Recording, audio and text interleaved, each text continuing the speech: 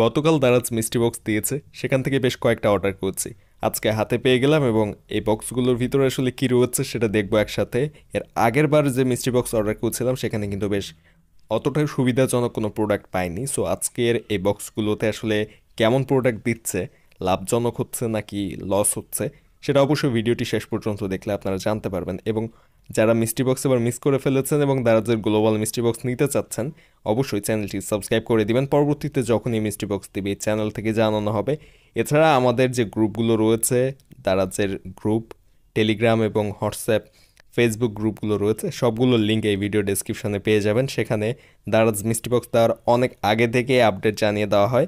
So description দেওয়ার link থেকে গ্রুপগুলোতে join থাকলে মিষ্টি বক্স দেওয়ার অনেক আগে আপনারা জানতে পারবেন। সো অবশ্যই গ্রুপগুলোতে জয়েন থাকবেন। সো আজকের মিষ্টি বক্স দুটি আনবক্সিং করে দেখি আসলে এটার ভিতরে কি পাওয়া যায়।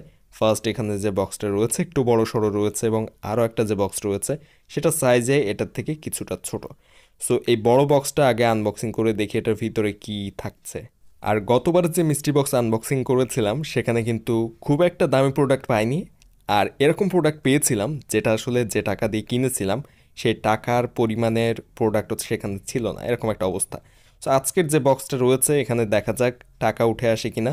সো ফার্স্টে যে বক্সটি সেটা অলরেডি কিন্তু আনবক্সিং করা শেষ এবং এটার ভিতরে পেয়ে গেছি এক জোড়া জুতা। এবং এটা নর্মালি ফুটবল খেলার জন্য যে জুতাগুলো ব্যবহার করা হয় সেই জুতা দেওয়া হয়েছে এবং এগুলো কিন্তু মোটামুটি ভালোই দাম রয়েছে, নর্মাল জুতাগুলোর মতো না। এগুলোর বিল্ড কোয়ালিটিও যথেষ্ট ভালো, ওজন রয়েছে যথেষ্ট ভালো। সো এই জুতাগুলোর কিন্তু মোটামুটি ভালোই দাম রয়েছে মার্কেটে। মিনিমাম এটা 1600 টাকার উপরে হওয়ার কথা। তবে আসলে এই সেম জুতার প্রাইস কত সেটা এখনও পর্যন্ত আমার জানা নেই।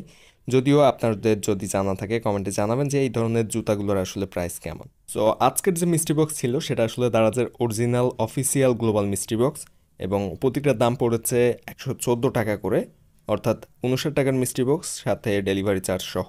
ঢাকার ভিতরে এই দামটা পড়ে, ঢাকার বাইরে কিছুটা দাম বেশি পড়ে যেহেতু ডেলিভারি চার্জ ঢাকার বাইরে একটু বেশি।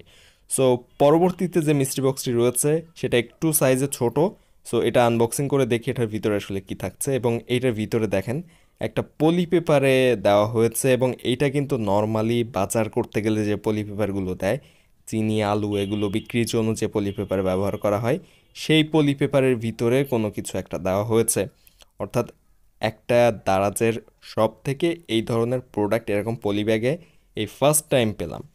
যাই হোক, এটার ভিতরে এই যে একটা প্রোডাক্ট দিয়েছে, এটা আসলে কি প্রোডাক্ট বা কি জিনিস কি কাজে ব্যবহার করা হয় এটা আসলে আমার জানা নেই এবং বুঝতে পারছি না আসলে এটা কি কাজে ব্যবহার করা হয়।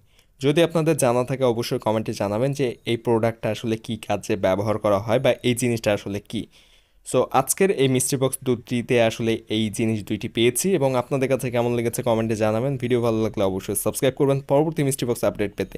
সাবস্ক্রাইব করে সাথে থাকবেন।